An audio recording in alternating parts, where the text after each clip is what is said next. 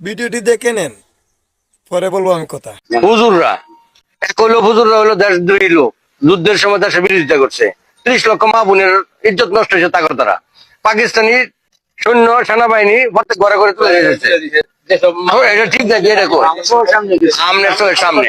তো এই লোকগুলি আজকে দেশের বিরোধিতা যারা করছে, এই লোকগুলির আপনারা আজকে ভোট দিতে পারবেন? হ্যাঁ, তো সেই হিসেবে আমরা তো দেশের পক্ষে, তো সেই সুবাদে একটা ভোটের আশা করতে পারি না এবার।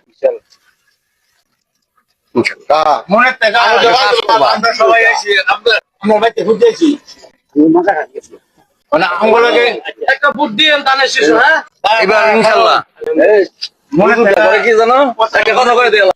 আচ্ছা বলেন তো, আপনাদের কাছে আমার একটি প্রশ্ন, যে 25 বছর একসাথে থাকলায় আর এখন এই রকম তকমা দেয়া, দেশদ্রোহী তকমা দেয়া নির্বাচনে কি পাশ করতে পারবেন?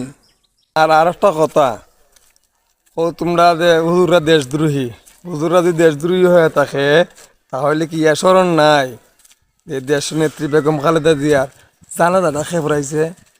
তাহলে দেশদ্রোহীর মাধ্যমে তোমরা জানাজা পড়াইছো? লজ্জা নাই, মাথা নষ্ট কোথাকার। শুধুমাত্র আপনাদের কারণেই আপনাদের দলের এই অবস্থা। মাথা ঠিক নাই, ঠিক থাকবই কেমনে? পাহাড় তলের মাটি নাই, পাগলের মতন যে সময় যেটা মন চায় যেটা মন কয় এটাই মুখ দিয়ে বার হয়। এটা কি আচরণ লঙ্ঘন নয়? নির্বাচনের আচরণ লঙ্ঘন নয়? একজনকে দেশদ্রোহী তকমা দিয়ে কি নির্বাচনে পাশ করা যায়? জাতি এখন বুঝে গেছে, জনসাধারণ বুঝে গেছে, ধোঁকাবাজি আর চলবে না, দুর্নীতি আর চলবে না। এবারের বাংলাদেশ ইনসাফের বাংলাদেশ।